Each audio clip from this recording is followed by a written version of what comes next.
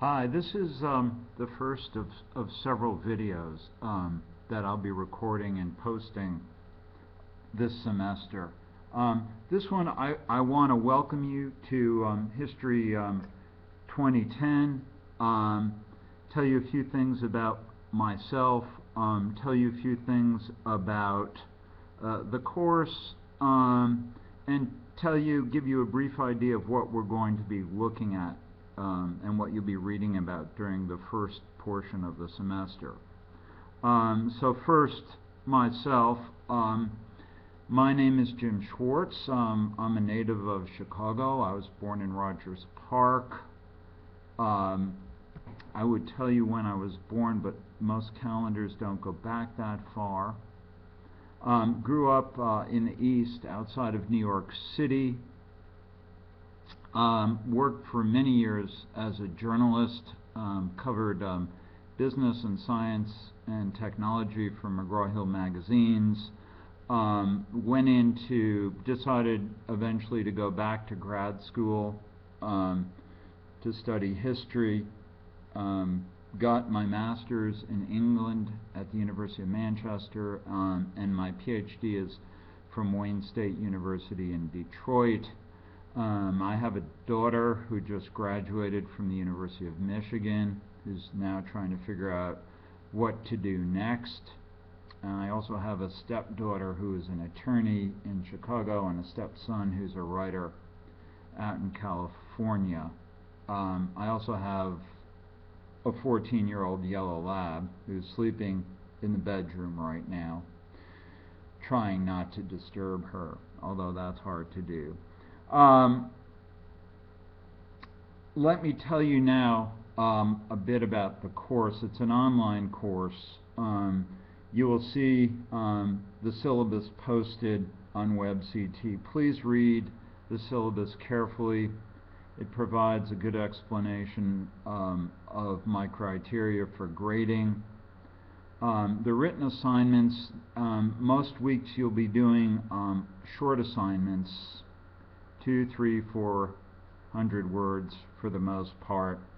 What I'm going to be doing in a lot of these assignments is giving you primary documents. That's evidence from the period that we're studying, and asking you to interpret and analyze those documents. There'll be a series of questions that I post, and those will be to help guide you through the documents. Plagiarism is an important problem, not just among students, it's also a problem among professional writers, and it's something to be very careful about. Plagiarism essentially is the theft of other people's words or ideas. And what you need to do if you're taking somebody else's words is to put quotes around them and to cite your source. If you're using somebody's thoughts or ideas, what you need to be doing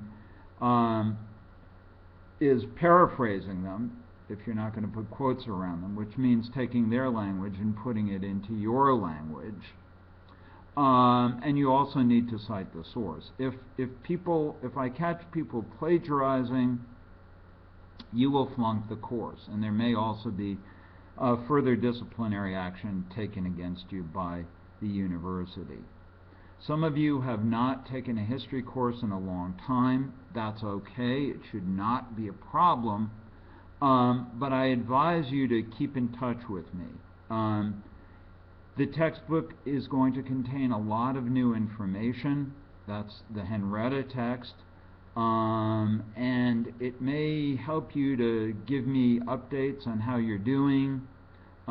If you are confused, if you find things difficult or troublesome, be sure to get in touch with me. I will do everything I can to help you. There are study guides. If you live not too far from Charleston, we may be able to help you out with a tutor. The history department at the university does have tutors for that purpose. Okay. Finally, let me tell you about the first part of the course. What we're going to be looking at during the first few weeks of the semester.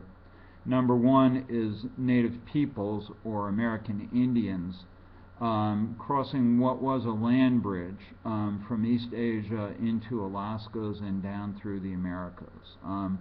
This right now is a very hotly debated field.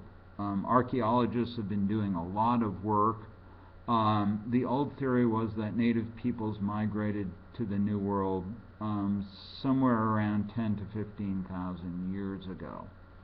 Newer work suggests that the migration occurred more like 20 to 30,000 years ago, and that native peoples have been here much longer than we realized earlier. And you'll see in the textbook that native peoples developed very complex urban civilizations,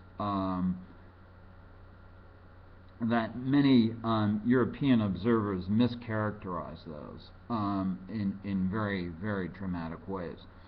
The other thing that we'll be looking at, of course, is European voyages of exploration. We'll look at why did the Europeans go on these voyages, what were they searching for. First, the Portuguese, who go down the west coast of Africa, and the Spanish, who, following Christopher Columbus's lead, of course, sail west across the Atlantic and discover the Americas.